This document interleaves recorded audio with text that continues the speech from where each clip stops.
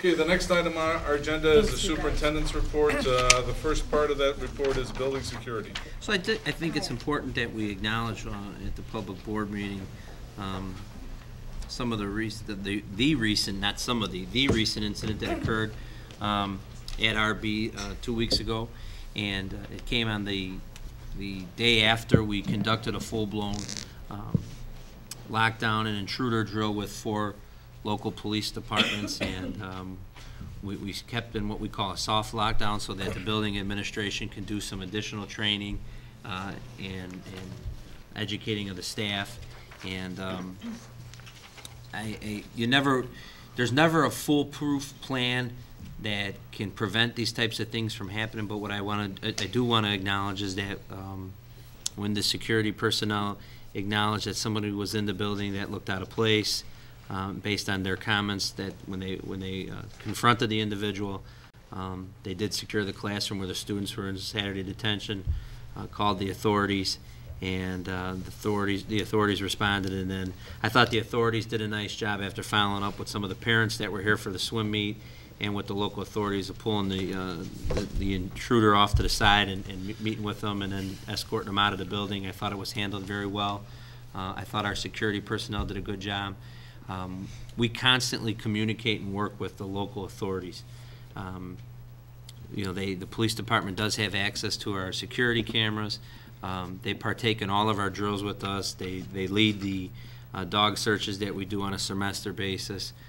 So I think as long as we continue with the plans that we have in place and to continue to look and ask critical questions of each other and of the local authorities, I think we're in a good place. That being said, on Friday when we did our lockdown drill, we did have a debrief with the police department, and they did have some suggestions and some things they wanted us to review as far as pick up and drop off and the number of entry and access points on school days and especially on non-school days. And those of you in the community that have noticed recently, we have put up some signs on all of our doors, and we are trying to limit access points before and after school, and especially on nights and in weekends. And I would ask that although this might be an inconvenience when you're dropping your student off or picking your student up, that you help us and support our plan so that we can limit and hopefully prevent any future incidents that occurred 2 weeks ago. And some of those, and they're just minor changes, is that you can still drop your student off for school on Ridgewood or at the front main entrance, but we will only have the old main entrance, which is entrance G, and the premier entrance here, the main entrance exit A. Those will be the only 2 student drop-offs or pickups before and after school. And on weekends and on nights or for early morning practices, we ask that everybody use entrance A. This is a high visibility point. Security cameras are accessible there. Staff members are coming in and out of those doors.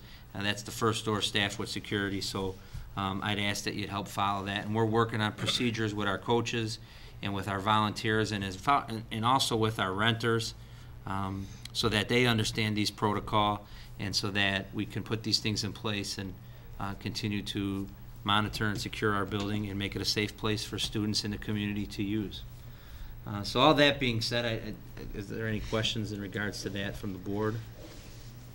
How does the staff know, like whether in a classroom or wherever they are, what they're supposed to do under the various scenarios? Do they have a procedure book or something to follow? Yeah, they have access to a crisis manual. Also, we have access to an abbreviated document that everybody gets on the first day of school, and we review that.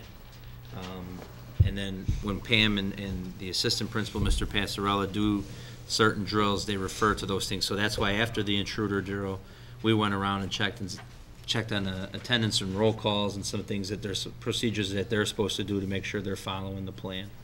The reason that I thought of it, I was at the boys' swim meet Saturday at Lockport. In the stands, of course, they have a sign and they have their emergency plan on a binder there. So normally there probably wouldn't be a staff, and it tells you what to do if, and there's a series of bells they use to tell you what the level of the crisis is. So I don't, you might want to throw that into your thought process, whether that makes sense for if something happens in the nights or weekends particularly. And that's one area, that's another suggestion that we're reviewing with the police department. and with our building administration, is just that our building is used so much on nights and weekends, as you can see tonight, or on the day of that event. I mean, you had a 10-team swim meet, you had Little League registration, YMCA basketball, Saturday detention, so we are going to look at our security staff and see if there's a need to add at least a half a person or an additional person to help coverage on nights and weekends. Any other questions?